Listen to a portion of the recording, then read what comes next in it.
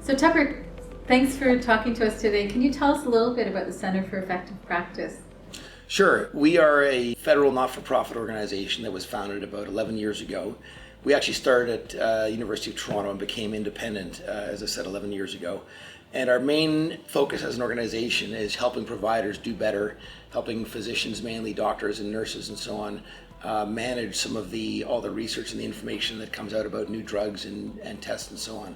So we get hired by primarily agencies and the government and the healthcare system to do outreach to doctors, tools, education, etc. We're unique as an organization for two reasons. The first is that we have no funding for long-term work. We actually take on project work, so we're very much, even though we're not for profit, we have a model where our funders are really seen as clients, and we need to be client-focused, and we actually operate much like a private sector organization. Yes, so in terms of the culture, yeah. the economics of our world drive our culture, I think, to some extent, and so even though we're not for profit, we are kind of obsessed with performance and with efficiencies and delivery because we need to, or else we don't have the resources to survive.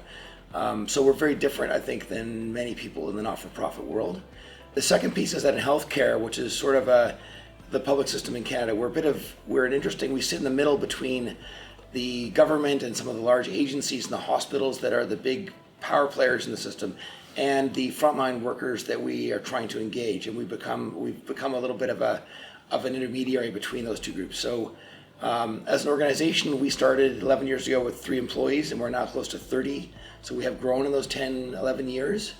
I think that with MarchFifteen, we have a culture that supports our business model and the world that we live in.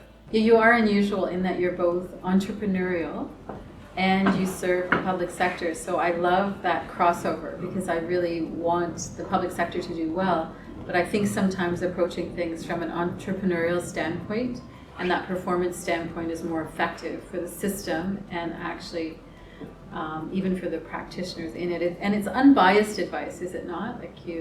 Yeah, we could talk for 2 hours about bias in medicine, but we try our best to have a very strong objective process that allows us to identify evidence that is independent of conflict of interest, that sort of thing. Right, so it's evidence-based information. Yes, for the most part. I mean, it's an art and a science, and one of the things, and culturally, we have probably close to half our organization are people that are working on that side of the business, and they are very detailed, meticulous, driven people who are incredibly dedicated to getting it right, to making sure that balance between the evidence and what's practical and what you can actually do in a realistic setting all come together in the form of good education. Nothing about us that's a bit unique, as I said, is that we're kind of misfits. It sounds good to be an entrepreneur and be in healthcare, but we get kind of stuck between some of the large bureaucratic structures in the system. Yes. and the need to be swift and nimble and cost effective, those sorts of things. And so we often come up against different, I'll say, cultures and different ways of doing things that I think we've had to navigate in our lifespan. Yeah, you have to navigate and be very flexible in the world that you're in. Absolutely, I agree.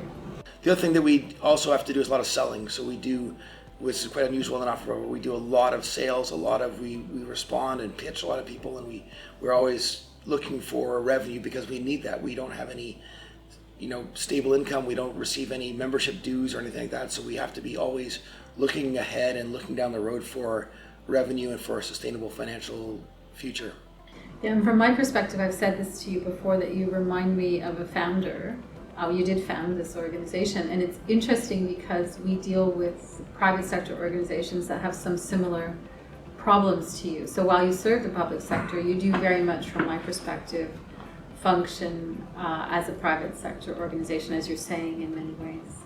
It's a different model. I mean, I was the first employee, so technically I am a founder, but I have a board I report to, for example. I have no ownership in the organization, so I don't have the power that a typical startup CEO would have in terms of owning the company, or there is a different governance model that I have to live with, or that I'm part of. That's not a problem, but that's part of the context, and you've helped us with this, the context that we live in. Right.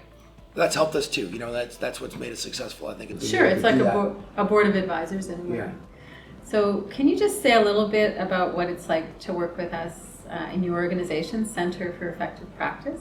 I wouldn't call us a large organization. When we first engaged March 15th, we were smaller, and we were essentially the HR piece, the human resource piece, both in terms of our structure and our strategic work. We were just winging it, and we needed some help from experienced people who could help us really stabilize our organization and prepare it for growth in the future. And that's where we began working with March 15th, and it has been, it's grown from there in ways that I didn't really understand when it began, but it's been a really important partnership for us.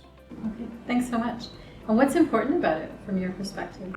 We're not a huge organization. We could never, to be honest, we could never afford to have someone full-time as a senior HR person. And I don't mean HR in terms of the mechanics, but the strategic piece, the support piece, the coaching and the advice that we get from March 15th has been, really, really important. It's helped us grow, and it's helped us be better as managers in our organization. Thanks.